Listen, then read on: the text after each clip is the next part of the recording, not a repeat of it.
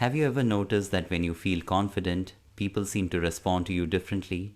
When you walk into a room believing you belong there, doors seem to open more easily. When you genuinely respect yourself, others treat you with more respect too.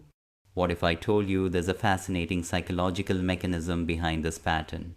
One that most people never consciously recognize, let alone harness. It's something researchers call the self-perception feedback loop, but I like to think of it as the observer mirror. And in today's video, we're going to explore exactly how this works and give you 4 powerful techniques to work with this natural psychological process. Now here's the thing. The 4th technique I'm going to share might be the most counterintuitive one you've ever heard about, self-improvement. But it's backed by decades of research in cognitive psychology, so make sure you stick around for that one. But first, let me paint you a picture that might sound familiar. You wake up on a day when you're feeling really good about yourself. Maybe you got a great night's sleep, your hair looks perfect, you're wearing an outfit that makes you feel amazing. You walk into work with this quiet confidence, and suddenly everyone seems friendlier. Your boss compliments your recent project. That colleague who usually barely acknowledges you stops to chat. Opportunities seem to appear out of nowhere. Then compare that to those days when you're feeling insecure or down on yourself. You're convinced you look terrible. You're second guessing every decision, and you feel like you're just trying to make it through the day without anyone noticing how inadequate you feel. And somehow, on those days, nothing seems to go your way. People seem colder, opportunities feel out of reach, and you keep getting confirmation that maybe you really aren't that capable after all. Most people chalk this up to coincidence or just having good days and bad days. But what's actually happening is far more fascinating and empowering than random luck. Your brain is constantly creating feedback loops between how you see yourself and how you experience the world around you. Dr. Albert Bandura, the Stanford psychologist who pioneered self-efficacy theory, discovered that our beliefs about our own capabilities directly influence our performance, our persistence when facing challenges, and even how others perceive our competence. When you believe you're capable, you literally behave in ways that make you more capable. You take on challenges, you persevere longer, you project confidence that others pick up on and respond to positively. But when you doubt your abilities, you unconsciously sabotage your own success. You avoid opportunities, give up more quickly when things get difficult, and communicate uncertainty that makes others less likely to trust you with important tasks or relationships.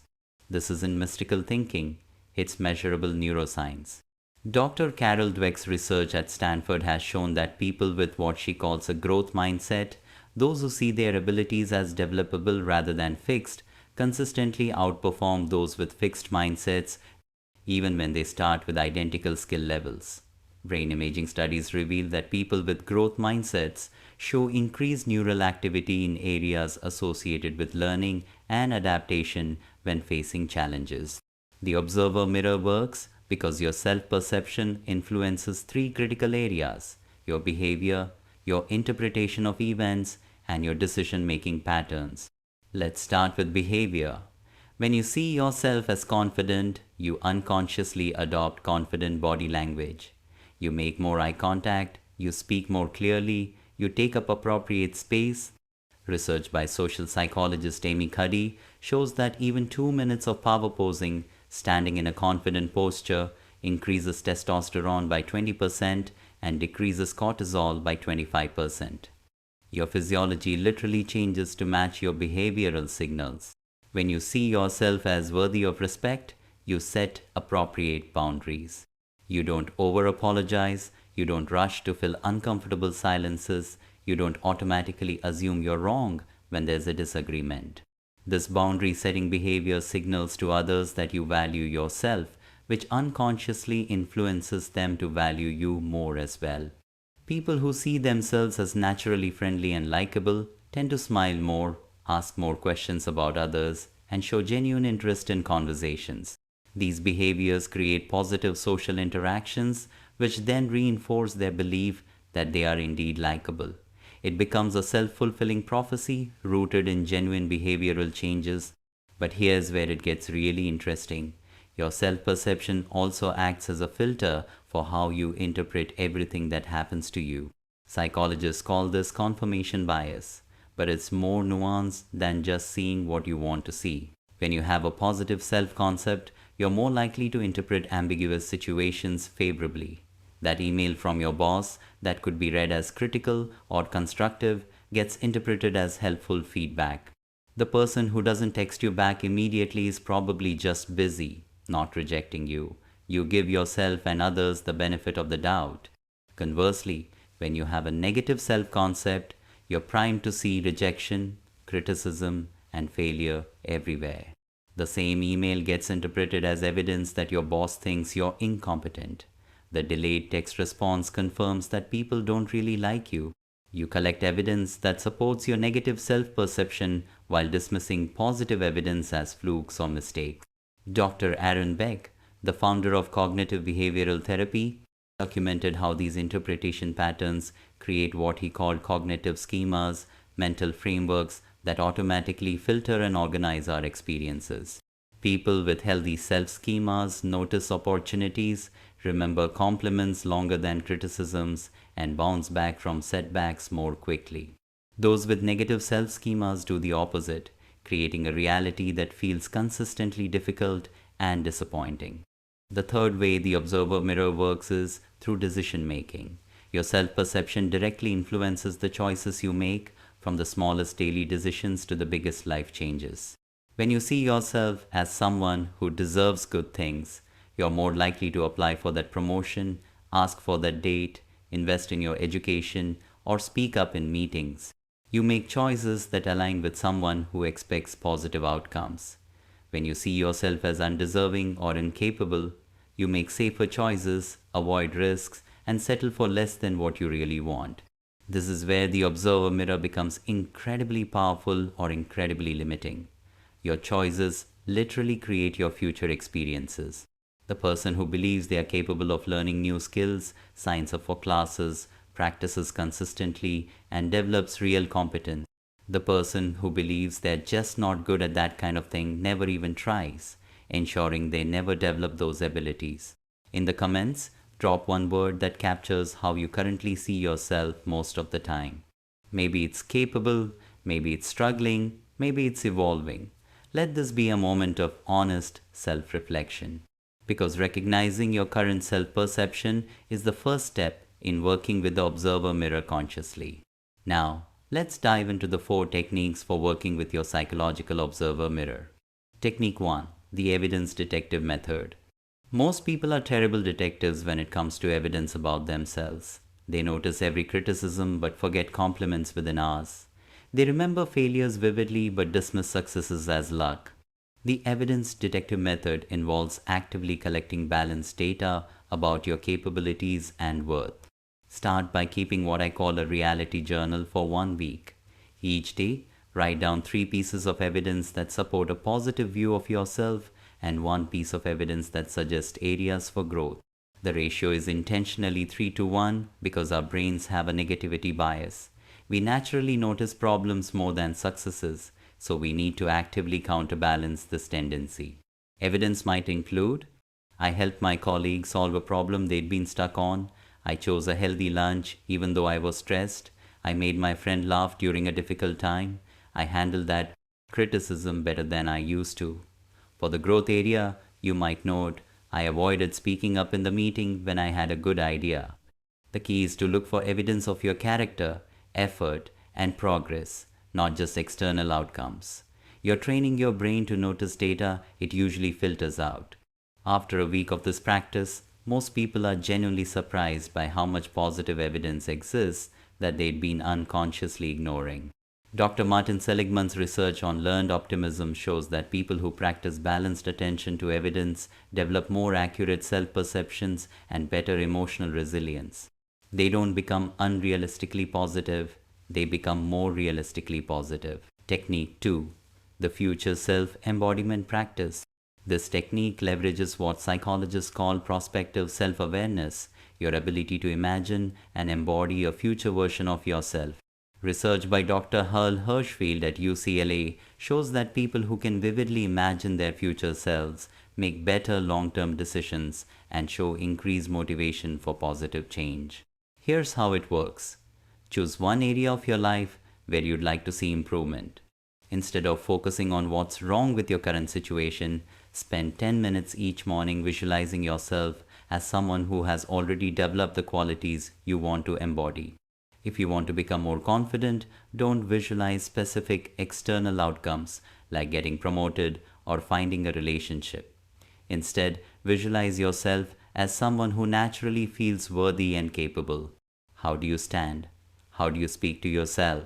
How do you handle challenges? What choices do you make throughout the day? The neuroscience behind this is fascinating. Brain imaging studies show that when you vividly imagine yourself performing an action or embodying a quality, your brain creates neural pathways similar to those created by actually doing it. You're literally practicing being your future self at the neurological level. Olympic athletes have used mental rehearsal techniques for decades because coaches discovered that athletes who visualized perfect performances showed measurable improvement in actual performance. You're applying the same principle to your self-concept and daily behaviors. The key is to make it sensory and emotional, not just visual. Feel what it feels like to be someone who naturally expects good things to happen. Notice the sense of ease in your body when you imagine being someone who likes and respects themselves. This emotional component is crucial because your self-perception is stored in emotional memory, not just cognitive memory. Technique 3. The behavioral experiment approach. This technique comes from cognitive behavioral therapy and involves testing your beliefs about yourself through small, low-risk experiments. Most limiting self-perceptions are maintained because we avoid situations that might disprove them. The behavioral experiment approach systematically challenges these limiting beliefs with real-world evidence. Start by identifying one belief you hold about yourself that might be outdated or overly limiting.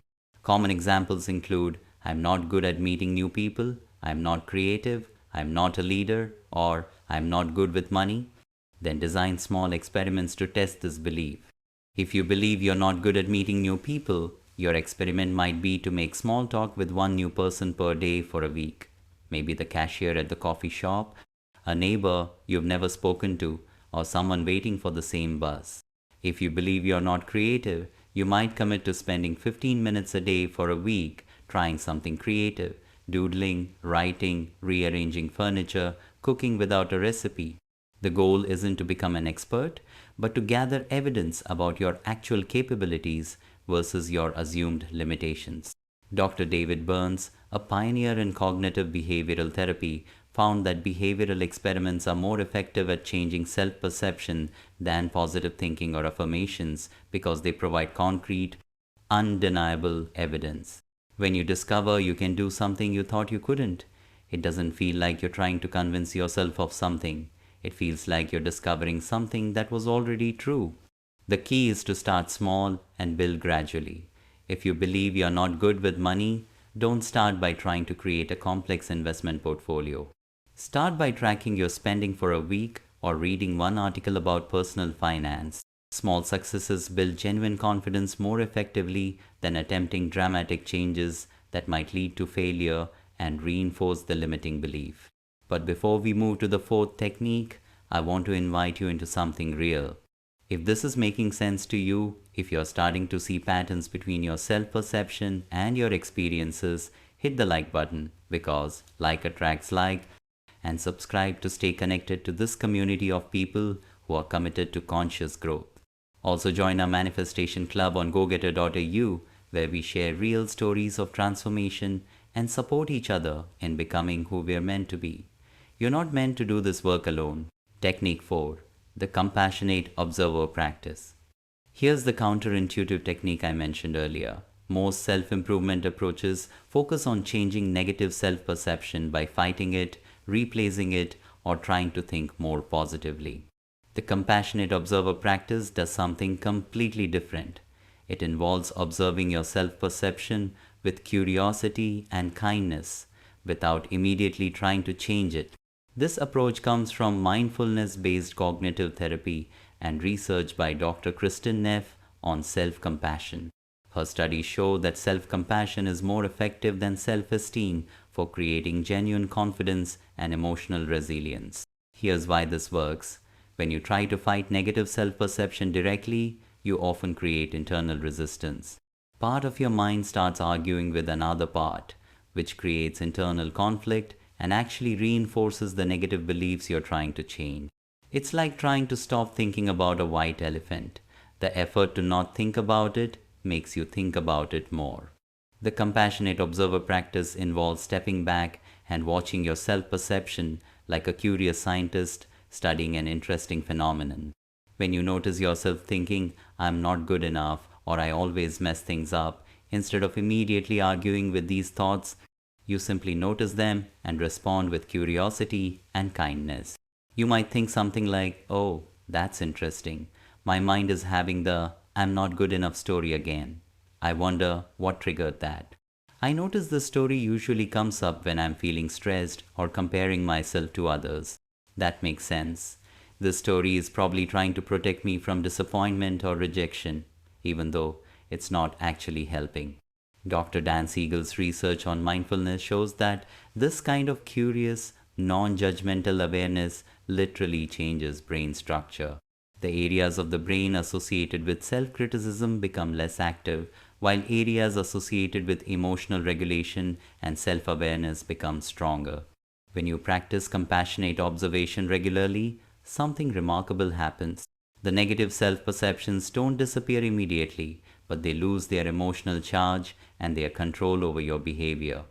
You begin to see them as old mental habits rather than absolute truths about who you are. From this place of calm awareness, positive changes in self-perception happen much more naturally. Instead of forcing yourself to believe you're wonderful, you gradually notice the ways you're already capable, kind, and valuable. It's like cleaning a dirty mirror. You don't have to create the reflection. You just have to remove what's obscuring your ability to see clearly. The practice is simple but profound. Several times throughout your day, pause and ask yourself, "How am I seeing myself right now? What story is my mind telling about who I am in this moment?" Then respond to whatever you notice with the same kindness you'd show a good friend who was struggling. If you notice harsh self-criticism, you might think, "Of course you're being hard on yourself. You're dealing with a lot right now. What do you need to feel more supported?" If you notice self-doubt, you might think, "It makes sense that you would feel uncertain about this new challenge. Uncertainty is normal when you're growing." This compassionate awareness creates space for your natural wisdom and self-respect to emerge without force or effort. Now, I know some of you might be thinking, "This sounds too simple to work," or "I've tried positive thinking before and it didn't last." Here's the difference. We're not trying to convince yourself of anything or paste positive thoughts over negative feelings. We are working with the actual psychological mechanisms that create sustainable change in self-perception. The truth is that healthy self-perception isn't about thinking you're perfect or better than everyone else. It's about seeing yourself accurately, recognizing both your strengths and your areas for growth, acknowledging your inherent worth as a human being while still being motivated to develop and contribute. When your self-perception becomes more accurate and compassionate, the observer mirror effect becomes incredibly powerful. You start noticing opportunities you missed before. You handle setbacks with more resilience. Your relationships improve because you're not constantly seeking validation or defending against imagined threats. You make choices aligned with your values and goals because you trust yourself to handle whatever outcomes arise. Here's something fascinating that researchers have discovered about the relationship between self-perception and performance. Dr. Claude Steele's work on stereotype threat shows that when people are reminded of negative stereotypes about groups they belong to, their performance immediately suffers, not because they lack ability, but because the negative expectation creates anxiety and self-doubt that interferes with their natural capabilities. But the reverse is also true. When people are reminded of their strengths or positive aspects of their identity before taking on challenges, their performance improves significantly. This isn't about fake confidence or positive thinking. It's about accessing your actual capabilities by removing the mental interference created by negative self-perception. Think about times in your life when you performed at your best. You probably weren't thinking about whether you were good enough or worrying about what others would think. You were likely focused on the task itself, trusting your abilities and feeling naturally engaged. That's your baseline capability when negative self-perception isn't getting in the way. Dr. Mihaly Csikszentmihalyi's research on flow states reveals that peak performance happens when we are neither overwhelmed by challenge nor bored by ease, but also when we are not distracted by self-consciousness or self-judgment. The athletes, artists, and professionals who consistently perform at their highest levels have learned to maintain what he calls effortless concentration, a state where self doubt and self criticism fade into the background. This is why working with your self perception is so much more than just feeling better about yourself. It's about removing psychological barriers that prevent you from expressing your natural capabilities. When you see yourself accurately and compassionately, you free up mental and emotional energy that was previously tied up in self protection and self criticism. Consider how much mental bandwidth you currently spend on thoughts like, am I doing this right? What will people think? I hope I don't mess this up. I'm probably not qualified for this. Now imagine redirecting all that energy toward creative problem solving, genuine connection with others, and full engagement with whatever you're doing. This shift doesn't happen because you convince yourself you're amazing at everything. It happens because you develop what psychologists call secure self-regard, a stable, realistic appreciation of your own worth that doesn't depend on constant external validation or perfect performance. Research by Dr. Jennifer Crocker at Ohio State University shows that people with secure self-regard experience less anxiety, better relationships, and more consistent performance because they're not constantly monitoring threats to their self-esteem. They can receive feedback without defensiveness, take risks without catastrophizing potential failure, and celebrate others' successes without feeling diminished. But here's where it gets really interesting from a neuroscience perspective.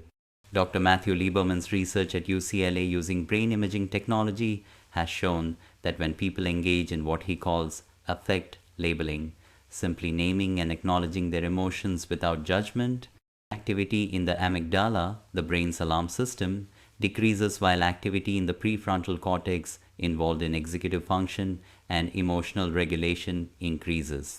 This means that the simple act of noticing and accepting your current emotional and mental state rather than fighting it or judging it literally calms your nervous system and enhances your cognitive abilities.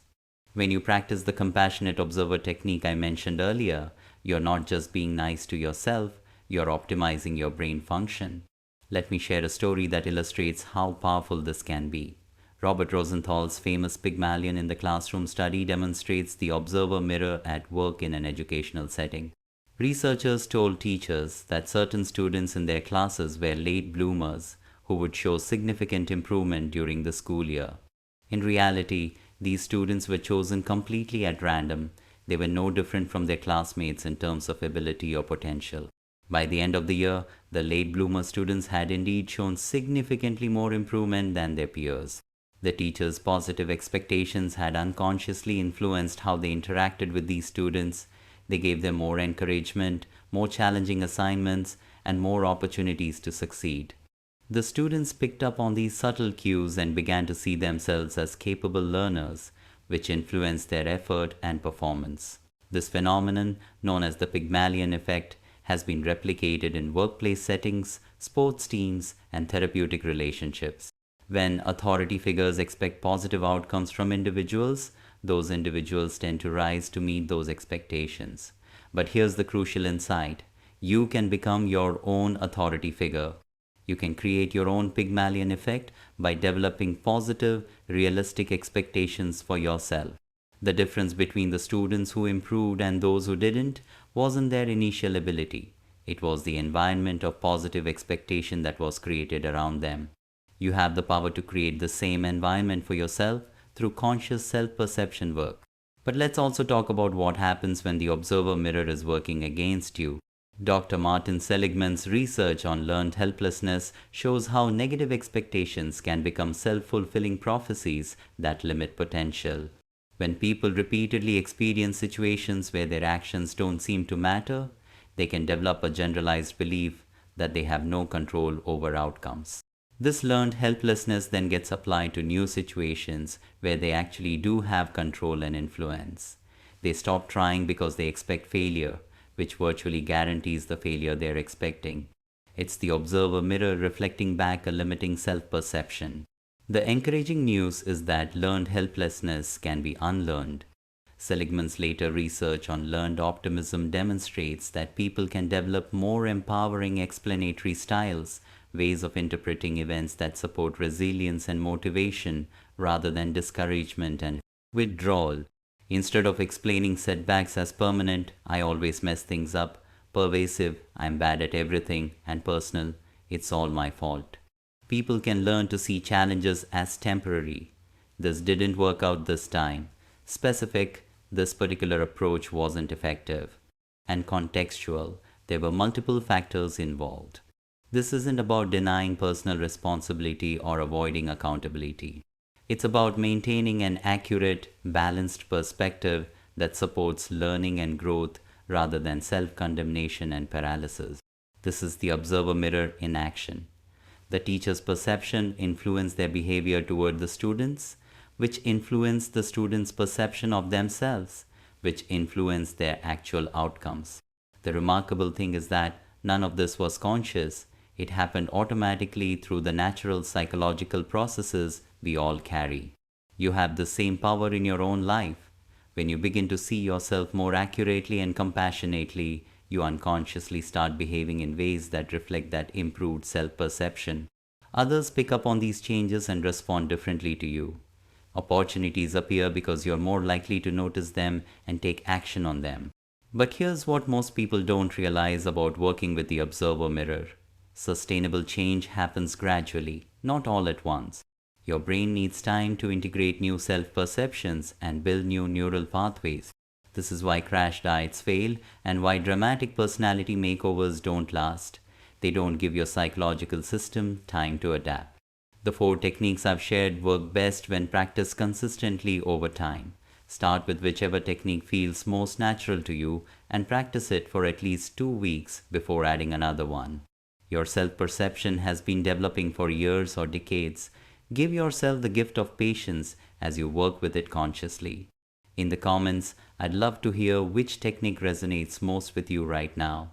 Drop a comment sharing which one you're planning to try first and why it appeals to you. Sometimes articulating your intentions helps solidify your commitment to positive change.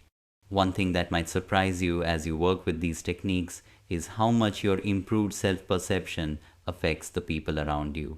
When you stop being so hard on yourself, you naturally become less critical of others. When you acknowledge your own strengths, you become better at recognizing and appreciating other people's gifts. When you treat yourself with kindness, you extend that same kindness to others.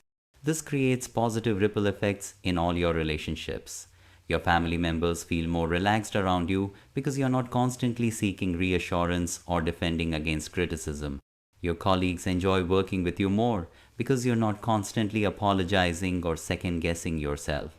Your friends feel more comfortable being authentic because you've become more authentic with yourself. The observer mirror doesn't just change your personal reality, it changes the emotional atmosphere you create wherever you go. People are naturally drawn to individuals who have found that sweet spot between confidence and humility, between self-awareness and self-acceptance. I want to address something important here. Working with your self-perception isn't about becoming narcissistic or thinking you're better than other people. True self-respect actually makes you more humble, not less, because you're not constantly trying to prove your worth or defend your ego. When you know your own value, you don't need to diminish others to feel good about yourself. Healthy self-perception also doesn't mean you never feel insecure or have self-doubt. These are normal human emotions that everyone experiences.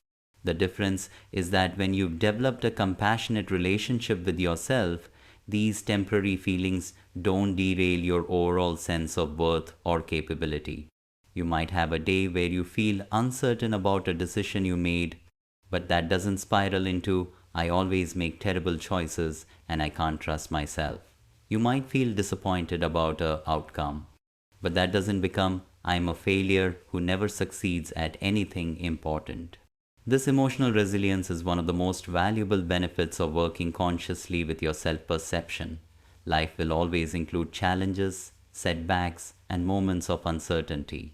But when you have a solid, compassionate relationship with yourself, these experiences become temporary weather patterns rather than permanent climate changes.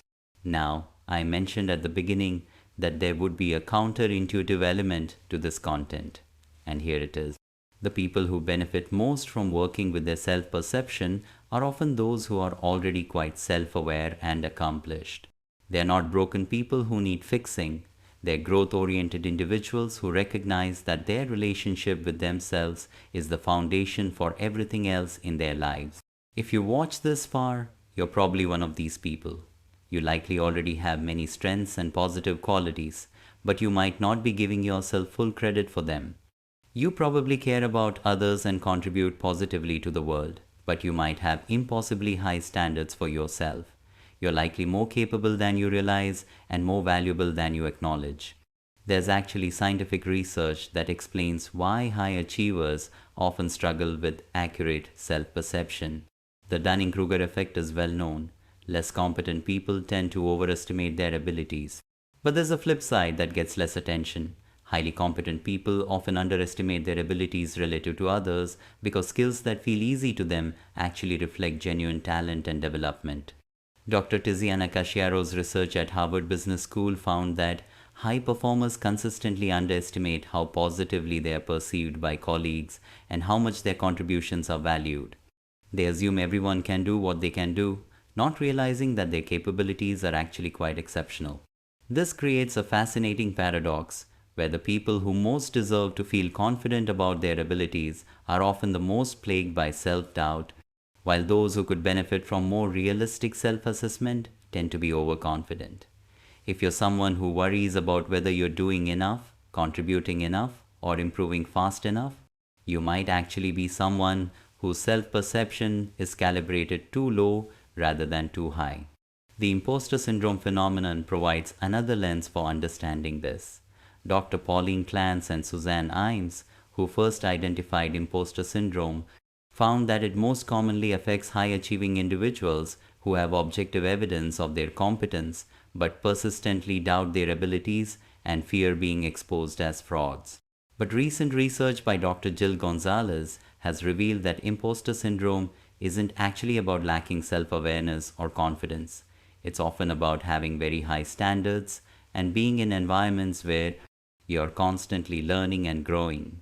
The feeling of not knowing enough or not being qualified enough can actually be a sign that you're pushing yourself appropriately and operating at the edge of your comfort zone. The key insight is learning to distinguish between productive self-awareness, recognizing areas for growth while acknowledging current capabilities, and destructive self-criticism, focusing exclusively on limitations while dismissing evidence of competence.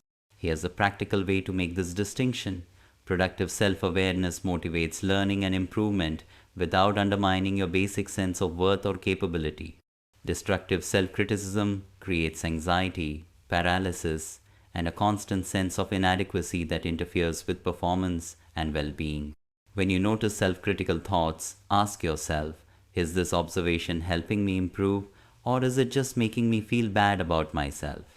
Self-awareness that leads to constructive action is valuable. Self-criticism that leads to shame spirals and avoidance behaviors is not. Let's also address the relationship between self-perception and social media, since this has become such a significant factor in how people see themselves. Dr. Tim Kasser's research on materialism and well-being shows that people who frequently compare themselves to others, particularly through social media, tend to have lower self-esteem and less life satisfaction. But the problem isn't comparison itself, it's unrealistic comparison. Social media shows us everyone else's highlight reels while we're intimately familiar with our own behind-the-scenes struggles. This creates a distorted reference point that makes our own lives seem lacking by comparison. The antidote isn't to stop using social media entirely, but to use it more consciously. Follow accounts that inspire you to grow rather than accounts that make you feel inadequate. Share authentically rather than trying to create a perfect image. Remember that everyone struggles, faces setbacks, and has insecurities, even if they don't broadcast these experiences online. Dr. Sonja Lyubomirsky's research on the psychology of happiness reveals that about 50% of life satisfaction is determined by genetic set point, 10% by life circumstances, and 40% by intentional activities and mindset. This means you have significant influence over your well-being through how you think about and engage with your experiences. Working with your self-perception falls into that 40% category of intentional activities that can meaningfully improve your quality of life. It's not about changing your circumstances. It's about changing your relationship with yourself within whatever circumstances you're currently facing. This brings us to an important point about the timeline for change. Our culture often promises instant transformation, but sustainable shifts in self-perception typically happen gradually over weeks and months, not days.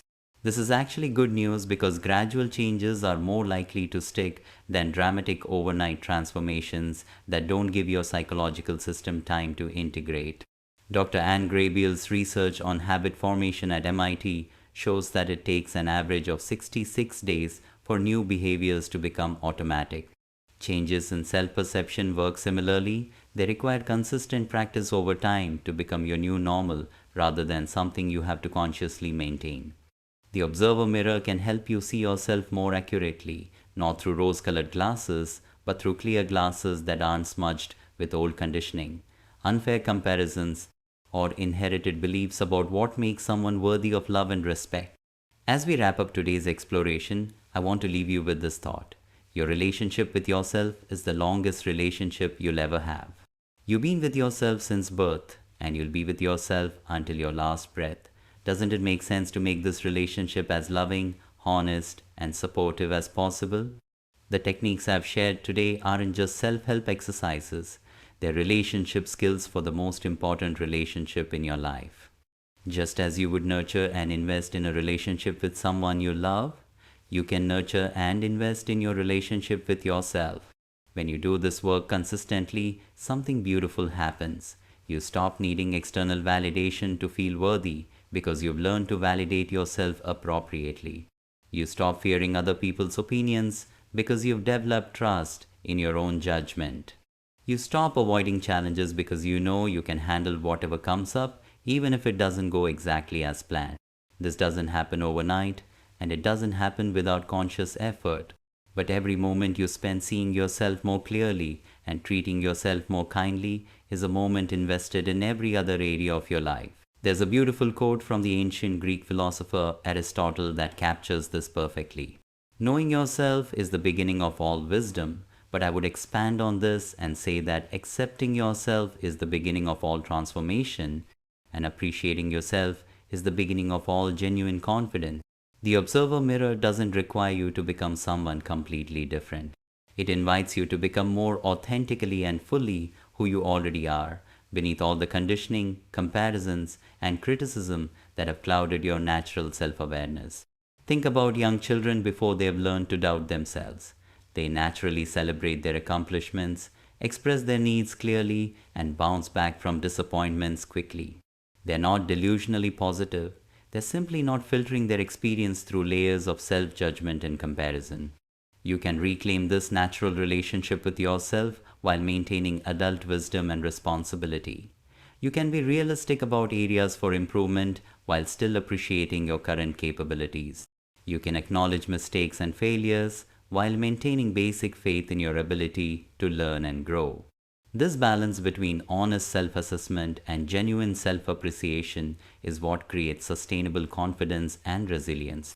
It's not about thinking you're perfect, it's about knowing you're worthy of love and respect even while you're still learning and developing.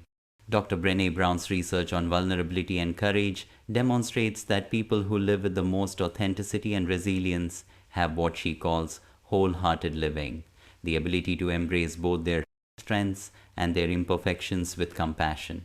They understand that vulnerability isn't weakness, but actually the birthplace of courage, creativity, and change.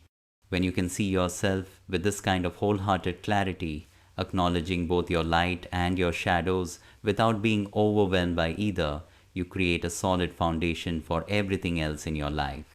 Your relationships improve because you're not constantly seeking validation or defending against criticism.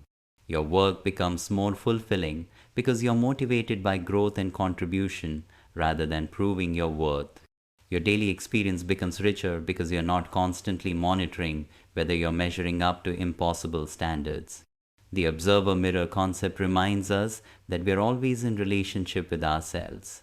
Through our internal dialogue, our self-care choices, our response to setbacks, and our expectations for our own growth. We can make this relationship conscious and intentional rather than leaving it to default patterns that might not serve us. Every time you speak to yourself with kindness rather than criticism, you're strengthening this relationship. Every time you give yourself credit for effort rather than only celebrating perfect outcomes, you're building trust with yourself. Every time you respond to your own mistakes with curiosity rather than condemnation, you're creating safety for authentic growth. This inner relationship then radiates outward and influences every external relationship and experience. People feel safer being authentic around you because you've created safety for authenticity within yourself. Opportunities become more visible because you're not filtering everything through the lens of inadequacy.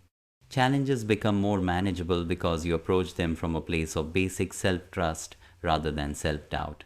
The observer mirror is always reflecting. The question is, what do you want it to reflect back to you? What version of yourself are you ready to embody?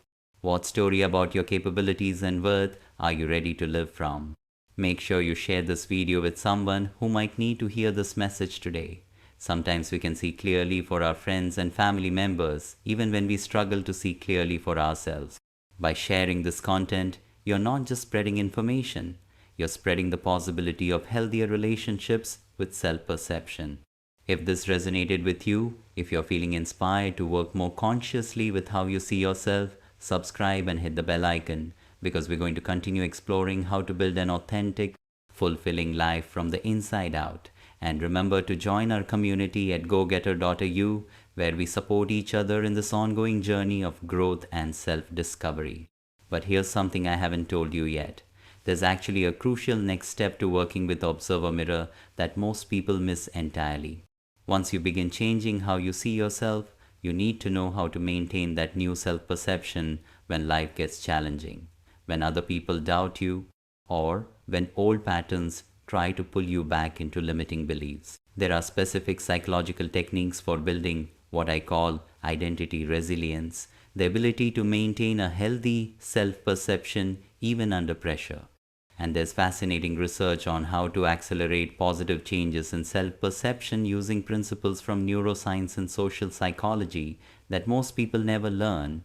In our next video, we're going to dive deep into these advanced techniques for maintaining and strengthening your improved self-perception so that the positive changes stick permanently. Click the video that's appearing on your screen now to continue this journey of conscious self-development. The mirror is always reflecting. Make sure it's reflecting the truth of who you really are.